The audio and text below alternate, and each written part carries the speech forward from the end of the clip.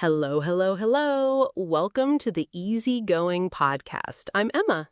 And I'm James. We're so happy you're here with us today. This is the place where you can relax, listen to real English, and learn something useful for your life at the same time. Yes, no stress here, just two friends talking, and you're listening. That's already great. So, James, I have a quick question for you. What do you want to do this year? Like one big thing? Ooh, good question. This year, I really want to travel to a new country. Just one trip. Nothing big, but I want to go somewhere new and feel that excited feeling. Oh, I love that. And do you have a plan? A little plan. I want to save some money every month, and I want to learn a few words from that country's language. Small steps, but real steps. Perfect. And for me, this year, I really want to read more books in English because when I read, my English gets better and I feel calm at the same time. That's a wonderful goal. Reading is so good for your English and for your mind. Right. And today, that's exactly what we want to talk about.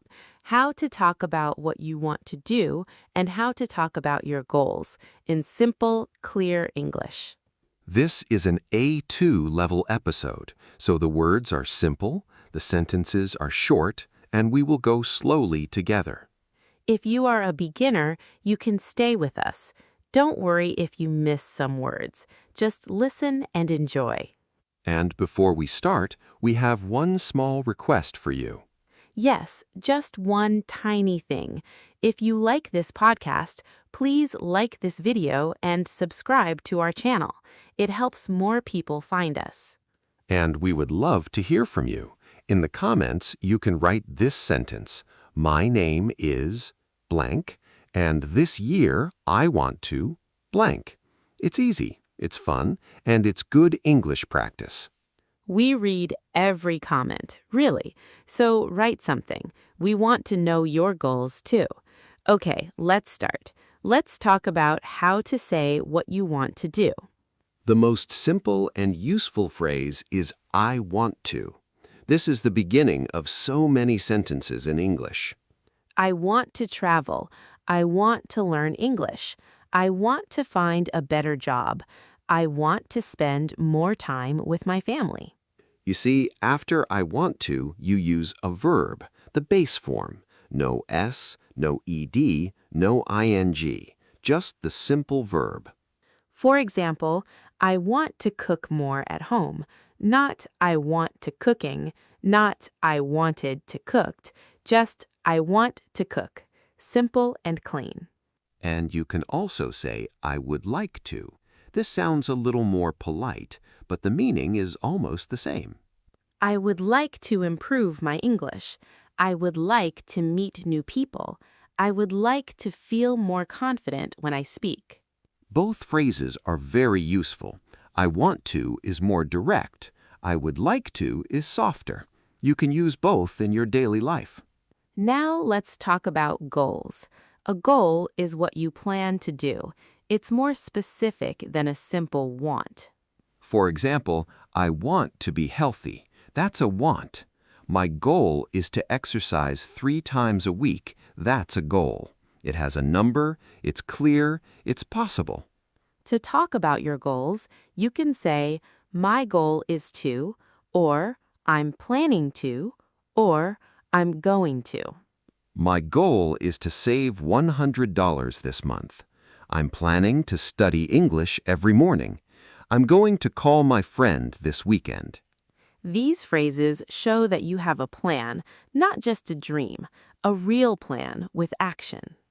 And speaking of plans, let's share some of our own goals so you can hear real examples. Yes, real examples are the best. Okay, I'll go first. One of my goals this year is to wake up earlier every morning. Oh, really? Why earlier? Because mornings are quiet. Nobody is calling me. No messages, no noise. I can think clearly. I can drink my coffee slowly, and I can do something good for myself before the day gets busy. That sounds really peaceful. So how early do you want to wake up? My goal is to wake up at 6:30, not 5 o'clock. I'm not a superhero. Just 6:30. And in that quiet time, I want to read 10 pages of a book in English. Only 10 pages. That's a small goal, but it's very realistic. Exactly. Small and realistic. Because if I say I want to read 100 pages every morning, I will stop after 2 days. But 10 pages? I can do that. I like that thinking. Okay, my turn. One of my goals is to cook at home more. Right now, I buy food outside a lot. It's easy, but it's expensive and not always healthy. Oh, yes. Cooking at home saves money. Right. So my goal is to cook dinner at home 4 times a week. Not every day, just 4 times. I want to start with simple recipes. Maybe pasta, maybe soup, easy things. And what is your first step? My first step is to buy vegetables on Sunday. If the vegetables are in my fridge, I will use them.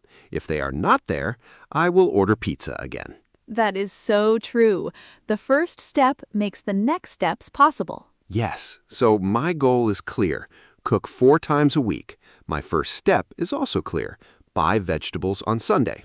Simple plan, real plan. And now you can think about your own goal.